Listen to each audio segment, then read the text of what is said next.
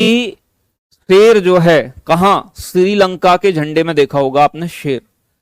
शेर के हाथ में तलवार है और मैंने आपसे पूछा था कि आपको बताना है कि उसके हाथ में तलवार क्यों है, और आपने पता भी किया होगा। बेटा इसके पीछे ना एक बहुत पुरानी कहानी है, सदियों पुरानी कहानी। क्या है कि श्रीलंका में एक राजा हुआ करता था, बड़ा तगड़ा राजा, बड़ा ही स्मार्ट राजा था। मतलब पूरे श्रीलंका की जो कन्याएं थी फिदा थी उस पे। फिदा तो समझते ही होगे बेटा। अब क्या हुआ, राजा का मन हुआ कि वो राजा शादी कर ले। शादी करने के लिए उसने स्वयंवर रखा। स्वयंवर तो जानते होगे ना, जो बहुत सारी कन्याएं आती हैं और वहां राजा जाते हैं। बहुत सारी कन्याएं आई वहां, बहुत सारी मतलब रानियां आई, ऐसा कह सकते हो।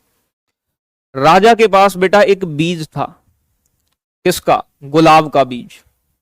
उसने सभी रानियों को एक एक गुलाब का बीज दे दिया, ठीक है ना। और कहा कि जब ये तुम इस बीज से गुलाब बना दो, यानी कि गुलाब उगाए, तो तब तुम मेरे पास आना, तब मैं तुम में से एक को सेलेक्ट करके शादी कर लूंगा। सभी रानियां राजा के पास आईं और बच्चे मतलब वो अपने साथ गुलाब लेके आई। कोई व्हाइट कलर का था, कोई पिंक कलर का था, कोई रेड कलर का था, मतलब अलग अलग कलर के गुलाब थे, जैसे कि आज आप देखते हो। और लास्ट में सिर्फ एक रानी ऐसी थी, मतलब एक कन्या ऐसी थी जिसके पास गुलाब नहीं था।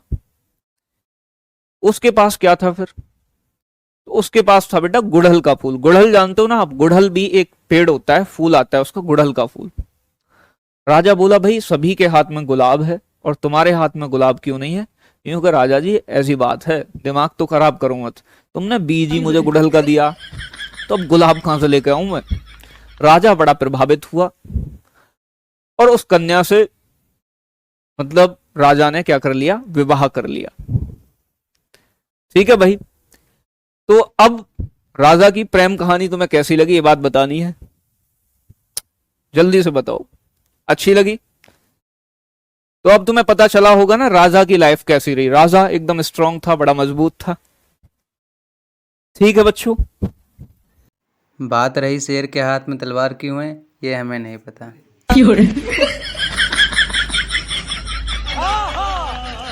अब तुम लोग गलती से अगर नए हो तो सब्सक्राइब करो, वो जो लाल वाला बटन है उस पर अपने जीजा जी फेंक के मारो या फूफा जी, मुझे नहीं पता, बस क्लिक हो जाना चाहिए। अब